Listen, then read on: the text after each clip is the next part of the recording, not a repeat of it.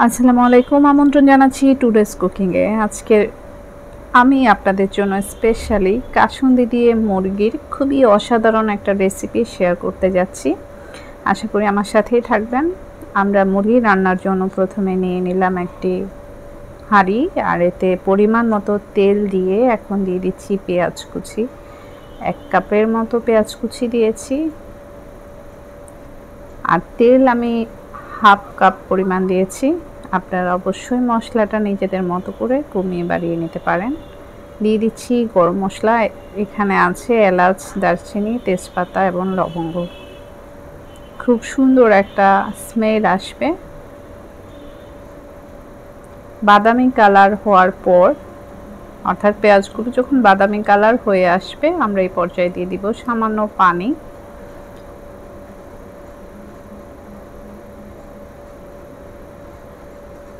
পানি দেওয়ার পর আমরা এখন দিয়ে দিচ্ছি কিছু মশলা। এখানে আছে লবণ, হলুদের গুঁড়ো, মরিচের গুঁড়ো এবং জিরের গুঁড়ো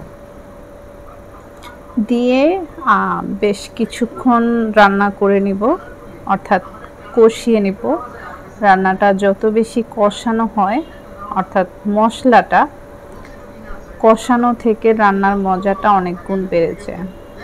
এই পর্যায়ে দিয়ে দিব আদা এবং রসুনের পেস্ট। আমি কিন্তু আগে মশলাটা কষিয়ে নিয়েছি, এখন আবার আদা রসুনের পেস্ট দিয়ে আরও কিছুক্ষণ কষিয়ে নেব।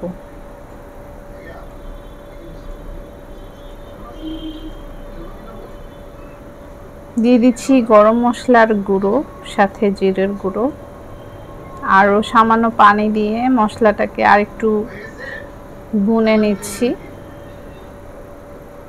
এই পর্যায়ে দিয়ে দিব কাসুন্দি, যেহেতু আজকের রেসিপিটা কাসুন্দি দিয়ে তৈরি করা। খুবই সুন্দর একটা ফ্লেভার আসে কাসুন্দি দিয়ে মুরগি রান্না করলে। এই পর্যায়ে দিয়ে দিব মুরগি। আমি এখানে একটার মতো দেশি মুরগিকে কেটে নিয়েছি ছোট ছোট করে। এইভাবে আমরা রান্না করব মিডিয়াম হিটে।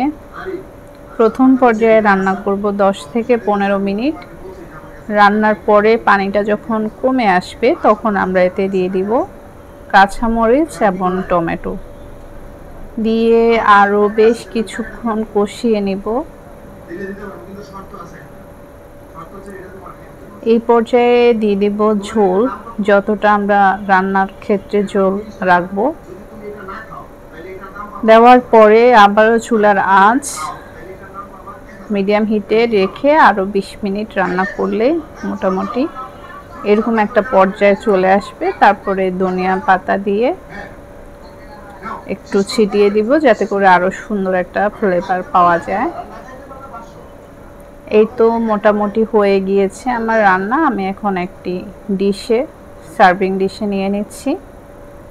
তো আশা করি আজকের রেসিপিটি আপনাদের ভালো লেগেছে। সাথেই থাকবেন আর অবশ্যই আমার জন্য দোয়া করবেন। আপনারাও অনেক বেশি ভালো থাকবেন। আল্লাহ হাফেজ।